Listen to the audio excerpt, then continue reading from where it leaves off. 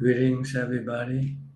Welcome to another Q&A meeting where we will discuss the Buddhist practices of charity, morality, and meditation.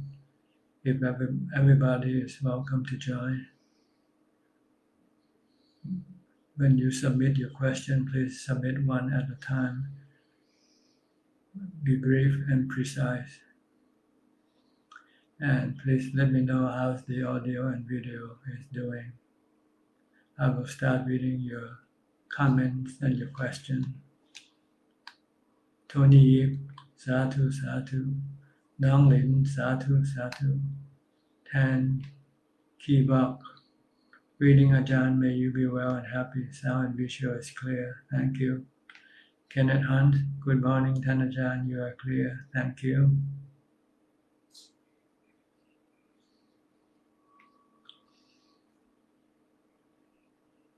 Hope everybody is doing okay.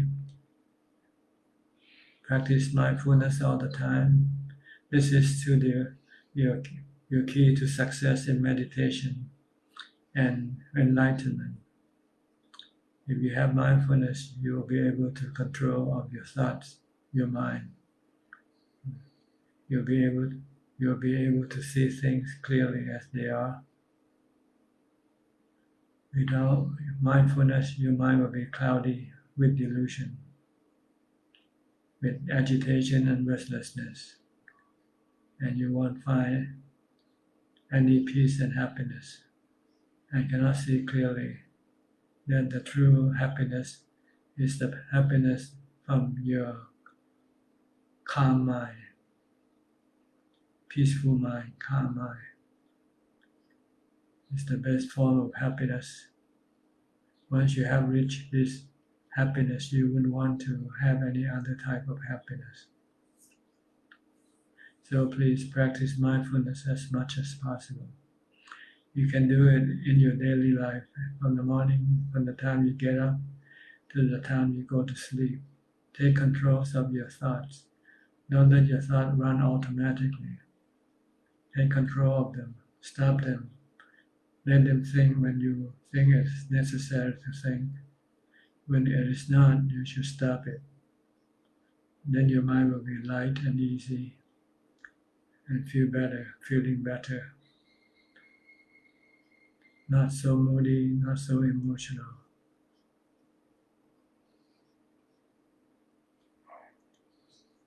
So far, not much comment coming in yet, just a few.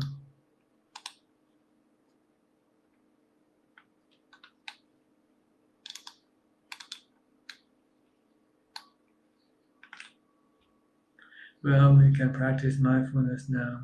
Just watch your breath. Keep watching your breath in and out.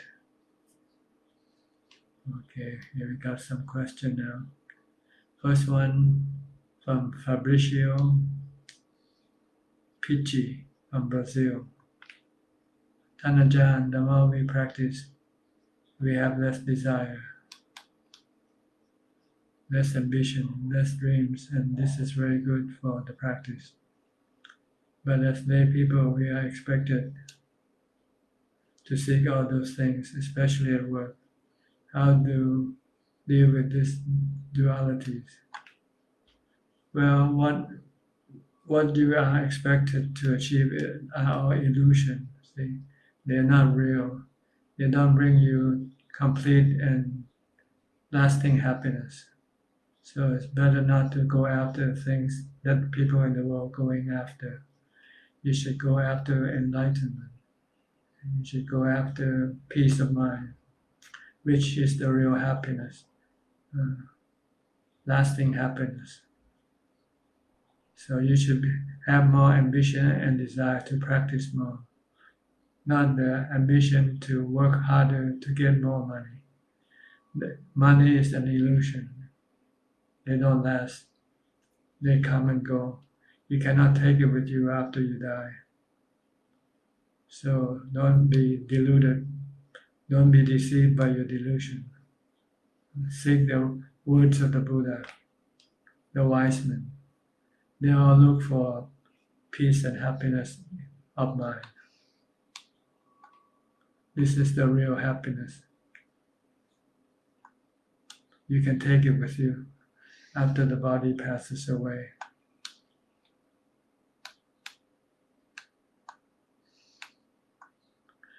Chinese character, Satu Satu Bante. Thank you. Arada Kui Chan. Satu. Hi John, good afternoon Ajahn.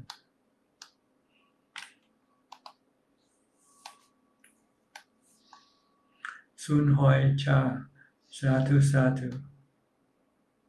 EOSC, happy to see Ajahn today. Thank you Ajahn for your teaching. You are welcome. Vichai Keo, Satu. Rusli Alamsaya, Namaskaran, dear Ajahn. Hello to you.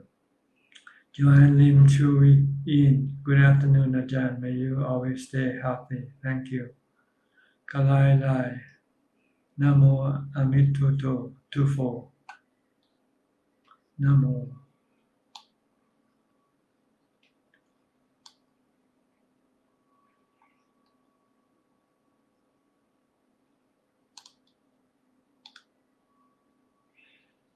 Today the picture is a little bit blurry. Sometimes it's clear, sometimes it's blurry. Maybe because of the speed of the connection. But as long as you can hear me, that's the important thing. There's nothing much to watch really. There's a lot to hear.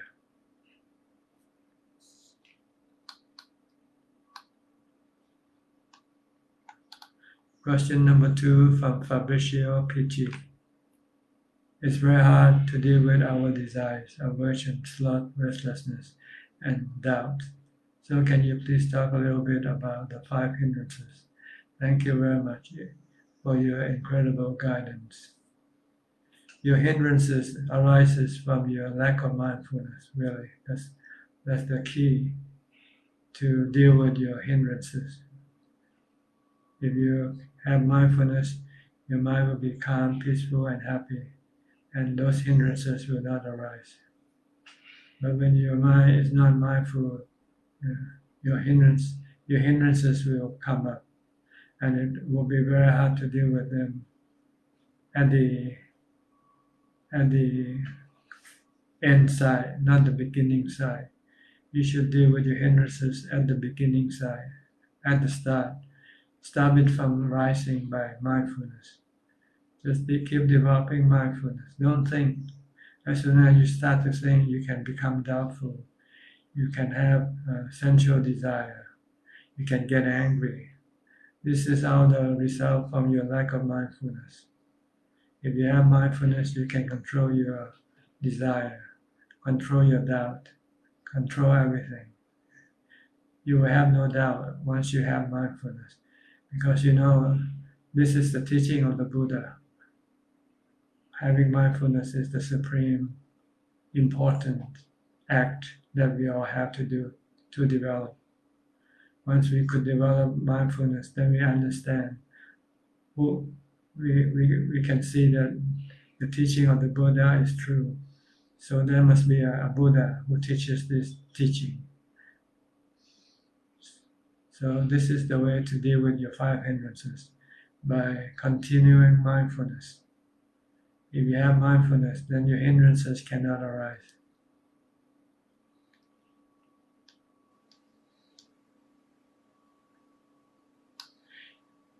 Adeline Chin. Good afternoon, Tanajan. Very happy to be here listening in. Good to hear from you too. Tik Sim Tan. Satu. Now listening to Ajahn teaching. Thank you for your time and teaching. You're welcome. Catherine Poor. Satu Satu Anumodami Mahajan. Good afternoon. Good afternoon to you. Rusli Alamsaya. Yes, dear Ajahn, a bit blurry video doesn't matter. More important is to listen a lot. Bibim Sukihotu Tanajan Satu Satu. So antes Satu Satu.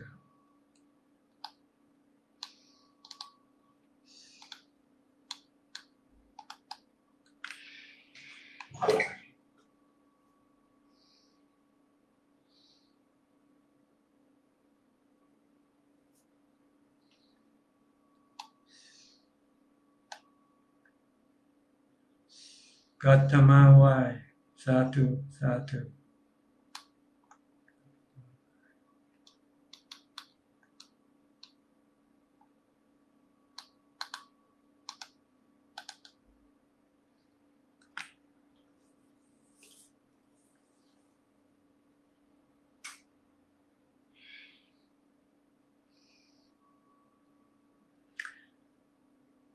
Question from Philip Eo from Singapore.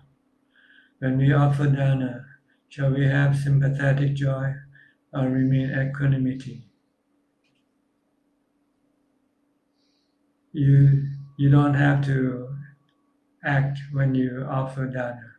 Let the emotion arise naturally. You don't have to force your mind to have sympathetic joy or remain in equanimity. Just let the reaction arise naturally, which normally when you give something to people with kindness, with loving kindness, you feel a sense of happiness, a feel of contentment in your mind. Let the emotion arise by themselves. You don't have to force your emotion to be sympathetic joy or to be equanimity. You don't need to do anything. Just give and have good intention in giving. Hope that your gift can make a difference to the receiver's life. That's all you want to do. Then the reaction, the consequence of your action will arise naturally.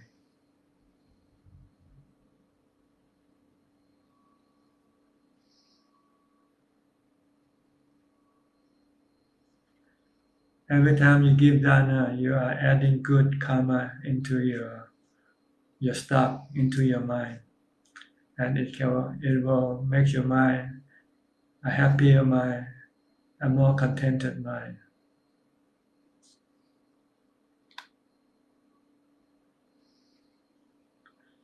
Any Lam, your question is being blanked out.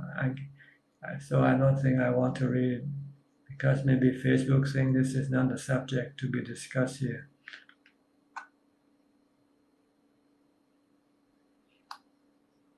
Manuel Sunman, Satu Satu. วันวิมลน่วงมัจฉานมัสการอาจารย์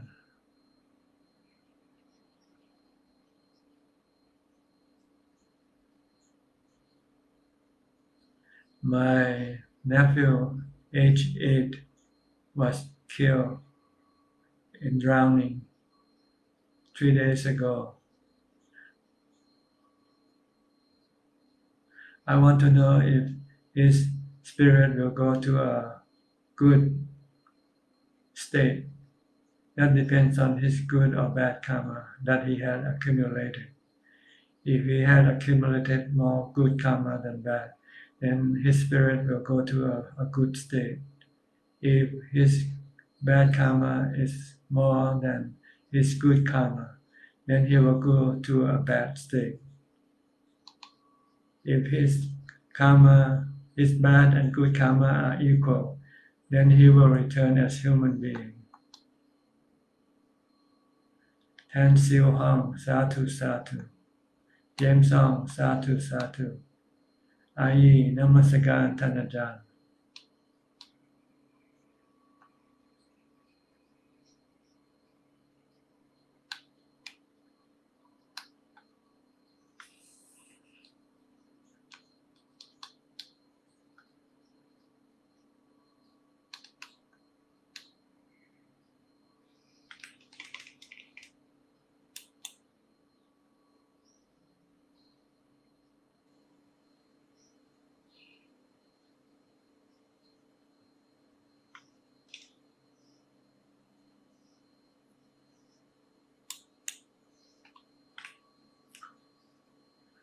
Juliana Ui, Juliana U, Satu, Satu.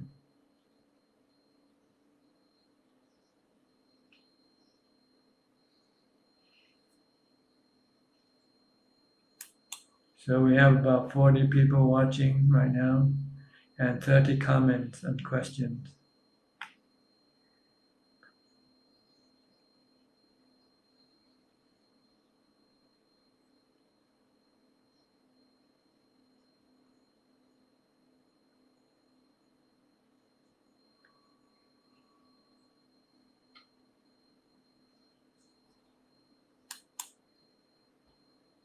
Yulingo, Satu, Satu.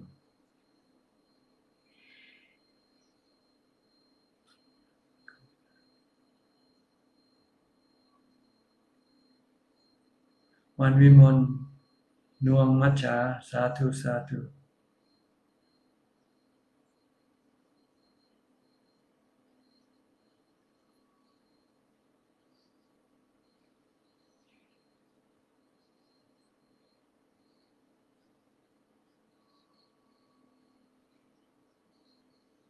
Every time we do good or bad karma, the consequence of this good and bad karma will be stored in the mind.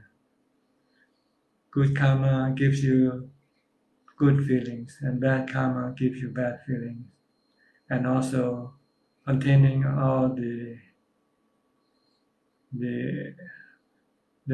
activities that you did. It's like a recording device that recording every action that we do, and sometimes they will come up during our dreams. Sometimes we have good dreams, and sometimes we have bad dreams. This depends on which one is stronger. The stronger the bad karma, then the more bad dreams you will get. If the good karma is stronger than the bad karma, then you will have good dreams. It's a rerun of your action that has been recorded in your mind.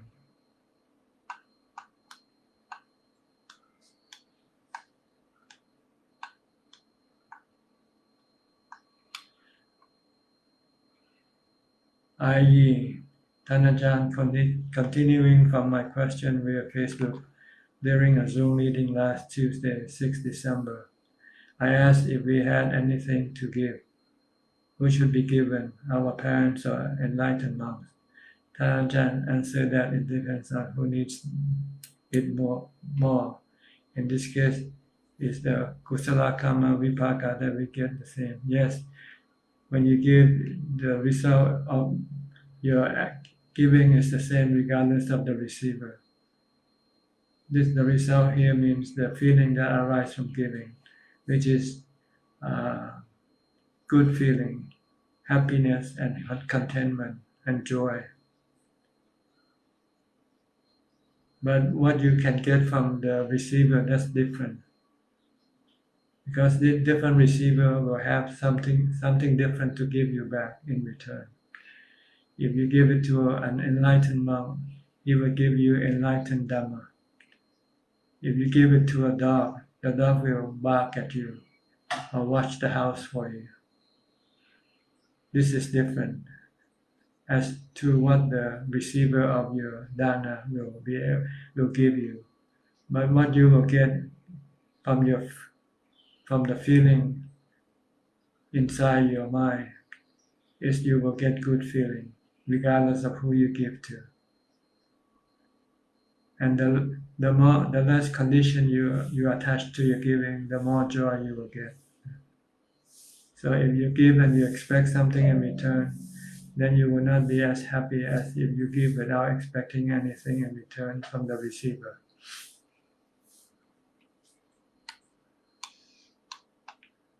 One Vimon.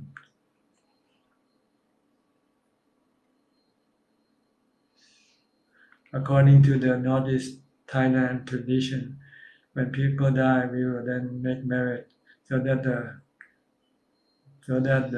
the spirit will go to a good place.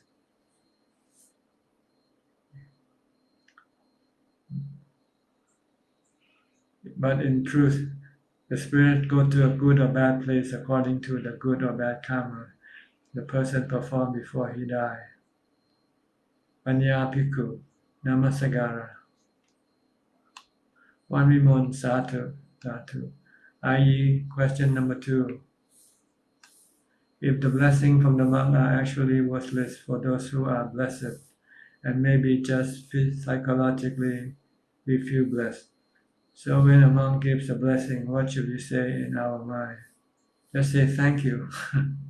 It's just a ritual, that's all. But people expect something like this, so the monk has to say something to make people happy.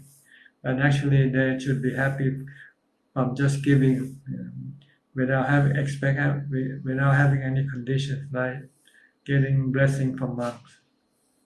People don't understand the nature of giving and the consequence of the giving. They thought that when they give something to a monk, then the monk will bless them. In fact, the way a monk should bless a person is to give them Dhamma. This is the real blessing, is to teach them the Dhamma. Like today, I give you mindfulness, teach you mindfulness.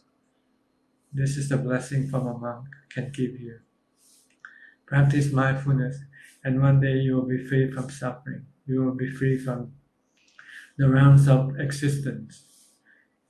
You will be free forever from suffering. Can we do the delegation of merit? See, part of your merit can be shared to the departed spirit, but it's very little. And it depends on whether the spirit is waiting for your gift or not. So this is not the real reason for giving. The real reason for giving is to make your mind happy, make your mind better, be a more kind and more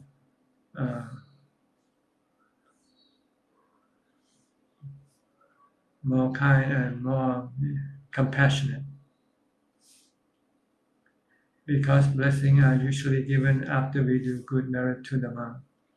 This has become a ritual, a tradition, and sometimes it doesn't have any result because the spirit that you like to give the merit to might already have gone to a good state and doesn't even know that you send them this merit. So don't count too much on the delegation of merit. Just count on the blessing or the result that you get from charity, from dana yourself.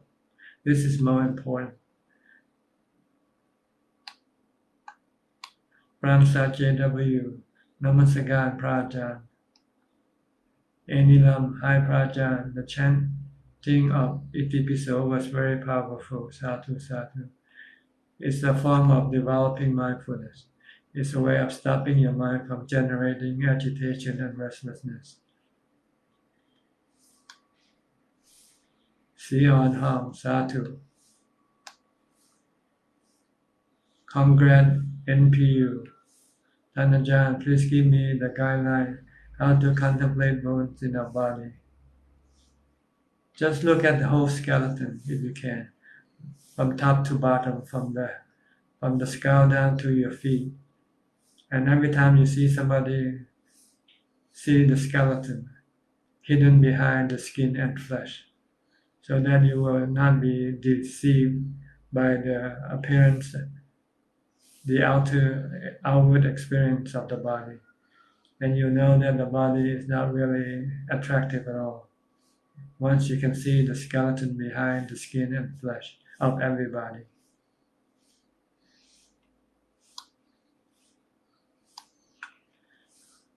Question number 3 from IE.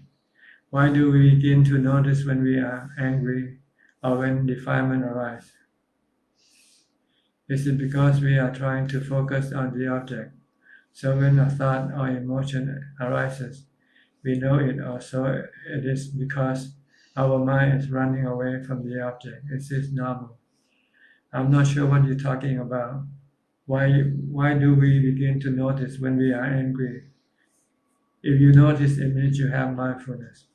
If you don't notice, then it means you don't have mindfulness. That's all. With the stronger the mindfulness, the stronger you will be able to notice every movement of your mind, every action of your mind, every emotion, every thought, with strong, continuous mindfulness. Without mindfulness, you don't even know that you're angry or you're greedy, you're sad or you're hungry. Sometimes you don't even know that.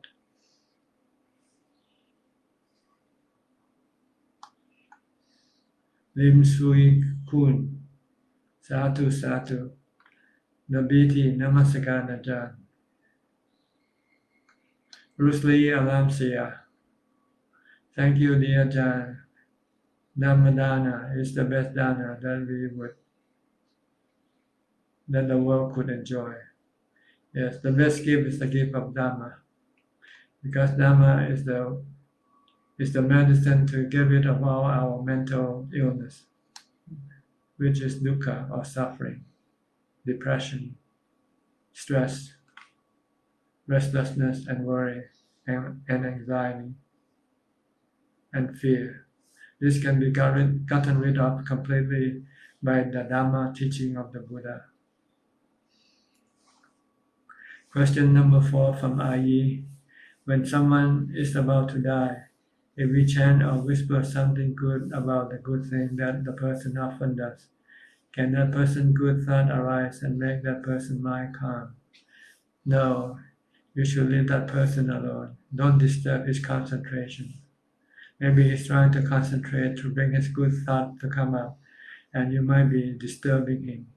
So the best thing is to leave a dying person alone, unless he asks for something. If not, then just leave him alone. Don't disturb him. Maybe he's concentrating on calming his mind or letting go of his attachment to the body. So don't teach a dying person. Teach someone who is not dying, like right now. You can teach people who is not dying, but they have to want to learn from you. If they don't want to learn from you, then it's not your business to go teach them. C.G. Lim, Satu Satu, to Ajahn for another session of Dhamma teaching. Much gratitude to Ajahn. May Ajahn be blessed with good health and happiness on his spiritual path to Nibbana. Thank you. Sayak Olivia. Hi, Sayak Olivia from Paris, I think. Bonjour, Ajahn. Can you explain the difference between piti and sukha? Piti is more like what you call joy. Okay. Why sukha is happiness? So they are similar in a sense. Piti is when you have tears running down your eyes, when you feel so happy. You have tears running in your eyes. This is called piti. Happiness means you feel good, you're feeling good. So piti sometimes appears in your meditation, sometimes it doesn't. But sukha should always appear in your meditation. Good feeling or happiness should always arise from your meditation. Why piti sometimes depends on the mind's reaction. Sometimes it reacts with piti. It feels joyful, and sometimes it has goosebumps, tears running down from the eye.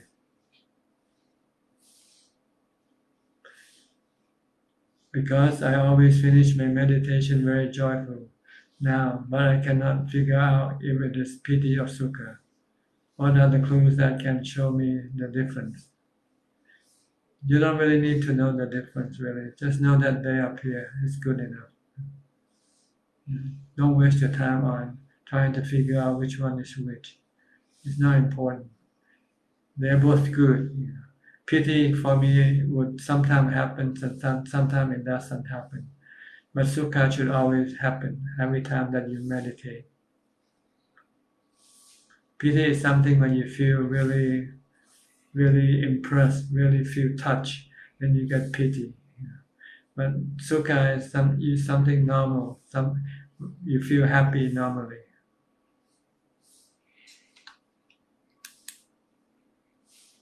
Now I am in Thailand and I return to France tomorrow. Hope to see you in my next trip with all my respects. Have a good journey. Bon voyage. Ali Hassan, good day,ท่านอาจารย์. Sound and audio here are clear. Thank you. One Vimun, may Ajahn be healthy and happy, have a long life, and be our refuge for a long, long time. You are like a candle in the dark, candlelight in the dark, for someone who is blind to follow. Thank you. Adeline Chin, dear Ajahn, I'm very fearful of seeing blood as it makes me woozy and lightheaded. Although I keep telling myself that part of the body, and it's only in red liquid. The sight of it bothers me a lot. Is there any way I can overcome it? I'm afraid that I'm not able to do a super meditation just yet. That's right. That's why you need to have equanimity first. You need to have samadhi first to be able to look at the unpleasant parts of the body, to get wisdom. That's why the Buddha said we should practice mindfulness and samadhi first. Develop samadhi, developing equanimity. Once we have equanimity, then we can look at the unpleasant aspect of the body, like a supa or blood. The mind will not then react with aversion or with attraction. The mind will be neutral. So if you cannot look at the blood right now, don't worry. Or you can use common sense. The blood is running all over your body right now. So why are you not afraid of it? You have blood running from your heart, go through the arteries and veins, go through all the various organs. It's all over your body. I think 60% of your body is made out of blood. You are blood. Your body is made out of blood. Use common sense, then you might not be afraid. And blood are just made from the liquid that you take in and the food that you take in. They combine and they become blood. You take in liquid, you take in coffee, tea, and water, and you take in food. Then this thing go into the body and mix together and turn into blood. So think with common sense, then you will not be afraid of blood. Or it is just a solution that you put in your body. You put in water, liquid, and then you put in some solid. When they mix, they become blood. That's all.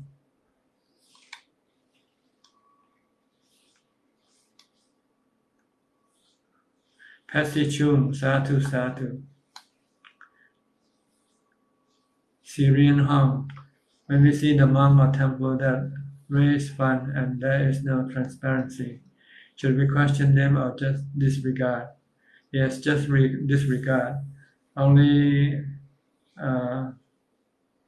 contribute or give to people that you can trust. Or else you don't need to give to everybody who happens to be a monk or to be running a temple. Just give to people you fully are confident that they are not trying to swindle you of your money. If we question them, will it be wrong? Well, you can question mentally, but you shouldn't ask them verbally. You should try to investigate through asking somebody else who knows, but not the temple themselves or the monks themselves. It's considered rude manner.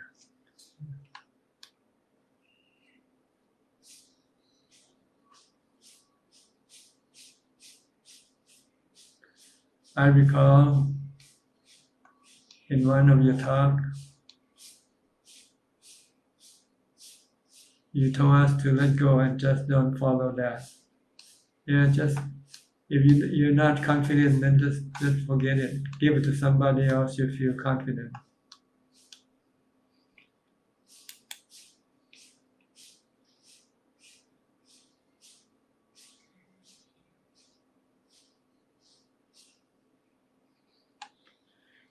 if we don't stop these people, will this be considered bad karma for us? No. The person who did the bad karma is doing the bad karma is the one who will be making the bad karma, not you. It's not your business to go investigate everybody's action. Your your responsibility is to do good karma and stop doing bad karma. That's all. Don't worry about other people. Chi Chin Chuan. Dear Ajahn, I went on holiday recently. I wanted to practice my daily meditation but was disturbed by my friend. Should I stop temporarily and continue after the holiday? Well, it's up to you what you want. You want result from meditation, then you cannot stop. Then you should not go on a holiday. If you want to go on a holiday, then you will probably not be able to practice meditation. Eva Chakma Satu. Adeline Chin. Okay, thank you, Tanajan, for your explanation. I will try. Satu Satu. Justin T.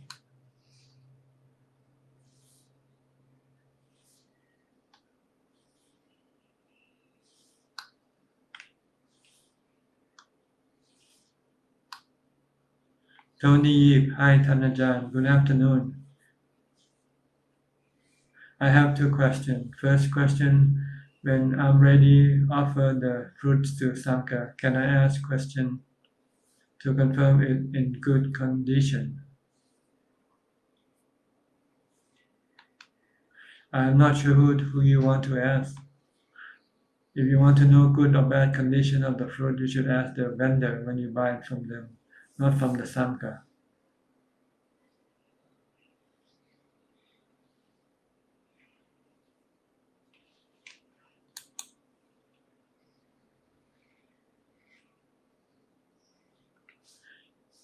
Second question, if a Bante requests me to buy some fried noodles from as dana, should I offer him or reject it? Thank you. It depends on whether you have made the offering previously or not. For instance, if you told him that if you need anything, you can ask me and I'll buy it for you, then you would have to buy it for that month. But if you didn't have made any promise that he can ask and buy, he can ask you to buy anything for him, then it's up to you whether you should buy it or not. You can buy or you don't have to buy. It's up to you.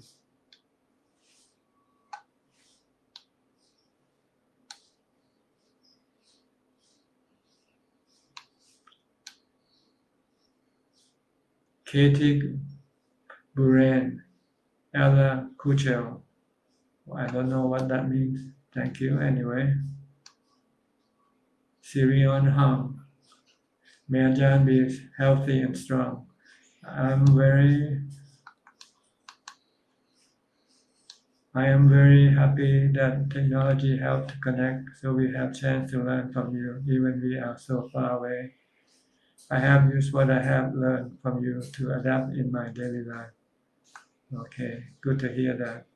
Siddhartha, good afternoon, Tanajan. I would like to give an update as I have consulted with my teacher on the idea for me to practice at Kaohsiung. It does not forbid me to go and leave it up for me to decide for myself, but he emphasizes the importance of Kruba Ajahn tradition for a new monk to stay put at one place for 5 years, whether it be here or at any other place, and want me to see the benefit of staying on my own, of staying put on my own. After considering everything and my current state of practice, personally I would like to test out my luck with the Abbot of Wat Yan, and it all goes well. I am planning to come on 23rd December. I think if your teacher said that it's traditional for you to stay with a teacher for 5 years, I think it means he wants you to stay with him for 5 years, to stay put in the place. Because if you come here, after a while, you might want to go someplace else. So this is not really good for you. I would prefer that you stay with your teacher for 5 years before you decide to go someplace else. You should be grateful and show your gratitude by following the conditions laid down for your ordination. If someone ordained for you, then you are obligated to stay with that person for 5 years to learn from that person. Unless you made previous arrangement with that person, and if he allows you to go and practice and stay with other teachers. But if you didn't make any previous arrangement, then it's understood that you should stay with your teacher, the person who give you the ordination for 5 years. Yes, I would recommend you stay with your Ajahn for 5 years before you go anywhere else. Don't hurry, you got plenty of time. This first 5 years is very important. It's designed for you to stay put and learn all the basics from your teacher. When you come here, we don't have this basic teaching.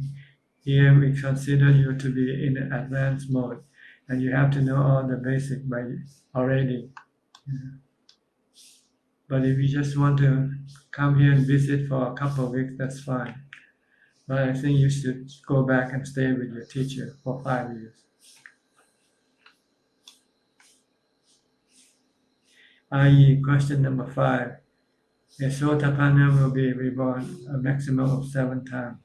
What causes the difference in the number of births? Does he know that he is a Sotapanna in his next birth?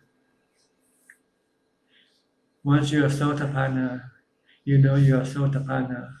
Although you might not know the name of the Sotapanna, but you know the state of mind of a Sotapanna. The reason why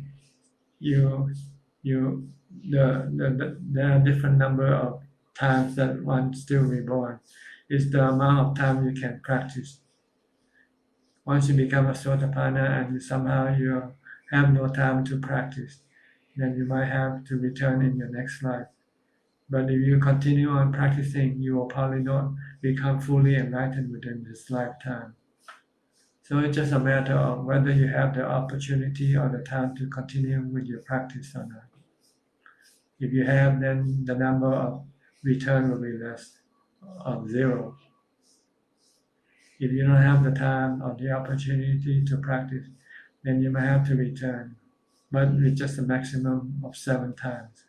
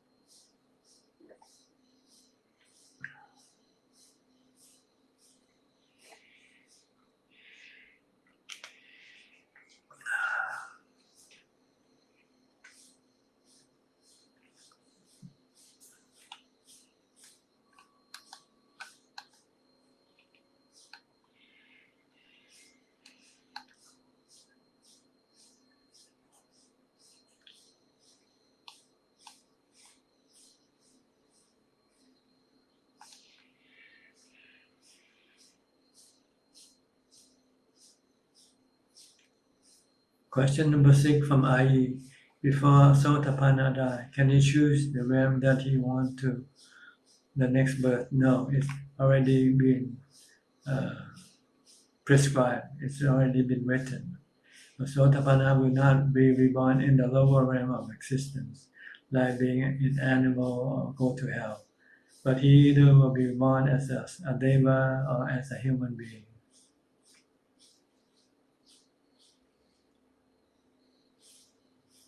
Because he still has sensual desire, sensual pleasure desire.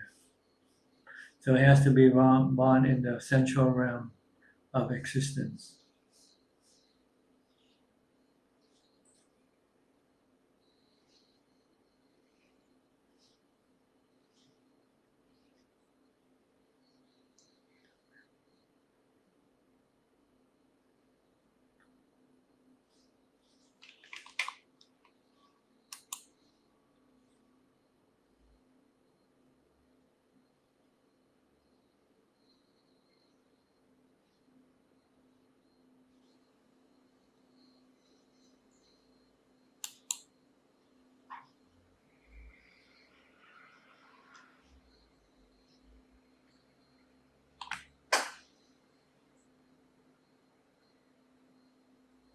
Question number 7 from Ayi. Why are there people who often meditate but often can't control their anger? Because they meditate without mindfulness. So they're not getting any result. They cannot control their thought. After getting angry, he returned to normal as if nothing had happened. Is that normal? How can it be like that? I don't know. It is what it is, I guess. Don't worry about other people, worry about yourself. Don't get angry. Try to develop as much mindfulness as you can. Then you will be able to control your anger.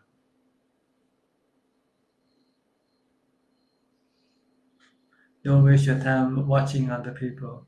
You should concentrate on watching yourself, watching your mind, your action. Because this is what counts, not what other people do. It's what you do that matters.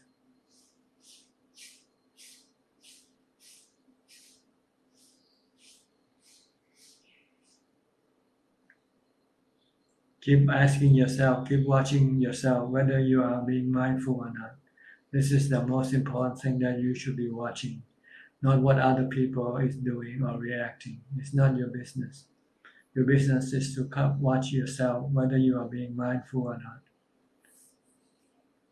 Because you will be the one who will benefit from watching yourself. You will not benefit anything from watching other people. C. G. Lim Thanajan. Is it possible to make aspiration to be reborn as a man, to serve only the Buddha Sasana for every good deeds performed? You can make the aspiration, but it doesn't make any. It is not the one that will determine how you will be reborn. It's your good and bad karma that will be the one to determine whether you will be reborn, what you will be born as in your next lifetime. So if you want to have good rebirth, do good karma more than bad karma. If you don't do more good karma than bad karma, then you will reborn as animal, or you will have to go to hell to pay the consequence of your bad karma before you can return as a man. See, we can return as human when our good and bad karmas are equal.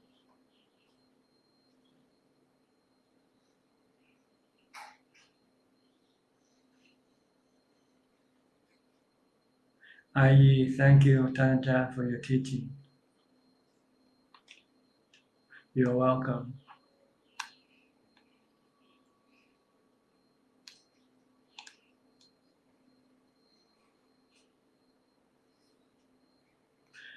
Handy Box, good afternoon, Ajahn.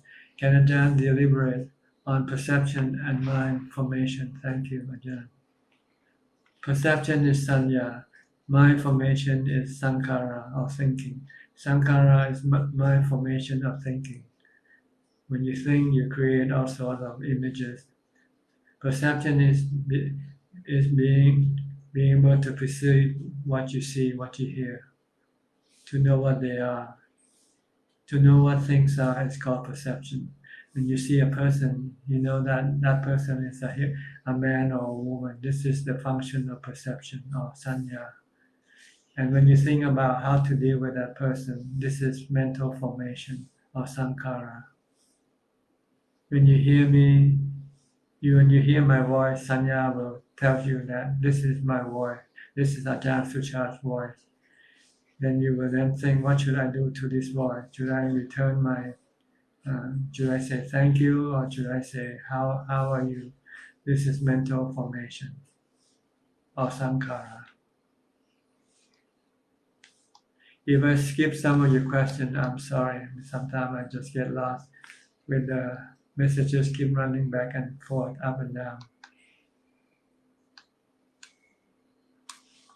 Low Chuk Boy, Satu Satu. We still have about 8 more minutes left. If you have any question, you can still submit them in now. But when I reach my time, I would have to say goodbye. Tony Yip, Hi Tanajan, refer to previous question. The first question was when I thought the fruits of for Sangha, the fruit seller told me the fruit is sweet and not sour. That's why I tried to ask one of the Bante, is it the fruit is sweet or sour, to make sure the fruit seller was not lying. I think this is not the way to do it. You should taste the fruit yourself before you offer to the monk. It's not considered good manners to ask monk about this thing. Once you give it something, then you just don't ask about what you give anymore. Okay?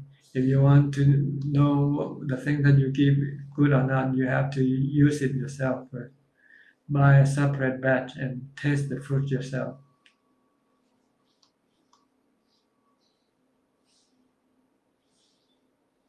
The second question is, because from what I know, Bhante cannot ask anything from the layperson to offer him, because the Vinaya had stated down is break the Vinaya, except the layperson asked the Bhante to do he or she need anything. Thank you, Sadhu.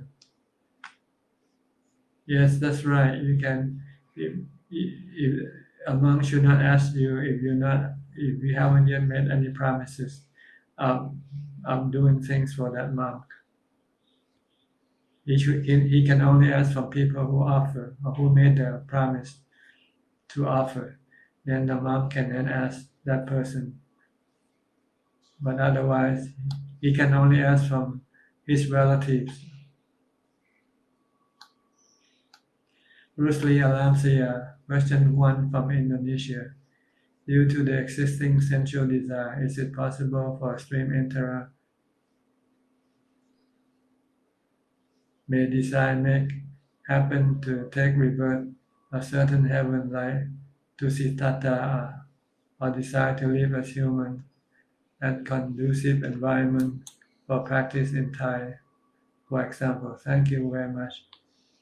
I don't think you can do it like into a restaurant where you will order the type of food you want to eat, but you will generally you'll be directed to a buffet table and choose your food. So it's not something that you can direct the mind to go in a general direction, but not to specific targets, like being born in Thailand or being born as a Chinese or something like that. This I don't think is something that the mind can do. It can only generally direct you to a general direction. If you want to be reborn as a human, your karma, both bad and good, has to be equal or neutral. If not, then you will have to pay the balance first. If the balance of good karma will send you to heaven. The balance of bad karma will send you to a lower realm of existence. Dennis Parov, thank you, Tanajan. Annie Chong, Satu. Annie Bak, Satu. Ajahn PK Pen, Satu. Siddhartha, thank you so much, Tanajan, for your advice. I will follow your advice to stay put and learn with my teacher for at least 5 years. Yes, that's better, I think. So that you can be true to your commitment also, because your defilement can be deceiving you to want you to go away. So this is part of the way to tame your defilement, is to make you commit yourself to a certain teacher for a certain period of time first. Rusli Alamsaya, thank you very much for your kindness. Sulan Ui, thank you, Ajahn, for spending time with us. I read that if the mind is inherently sad, then it is like the mind state of those in the lower realm. Does it mean that people with depression, they will take rebirth in the lower realm in the future life? Yes. If the mind is sad, depressed, or have dukkha, then it means they are being afflicted by their bad karma.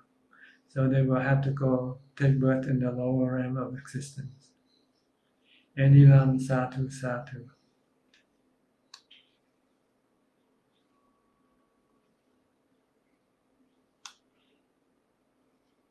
But if you are alive, you can still change it.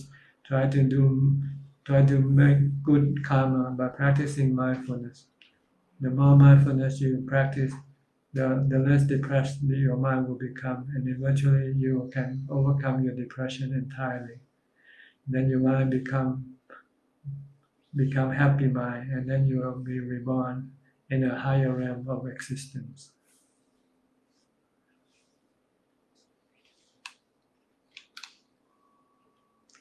So practice mindfulness.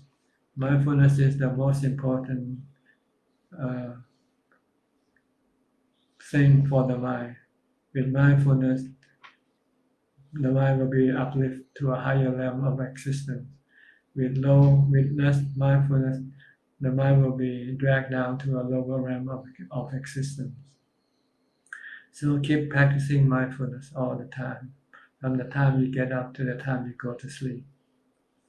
Well, I think this is about it for today. Thank you very much for your participation in this Q&A meeting. I hope it has benefited you somewhat and helped you advance in your practice. In the meantime, please stay safe, stay mindful, and keep on practicing. And if all goes well, I'll see you all at the same time next week. Thank you and goodbye.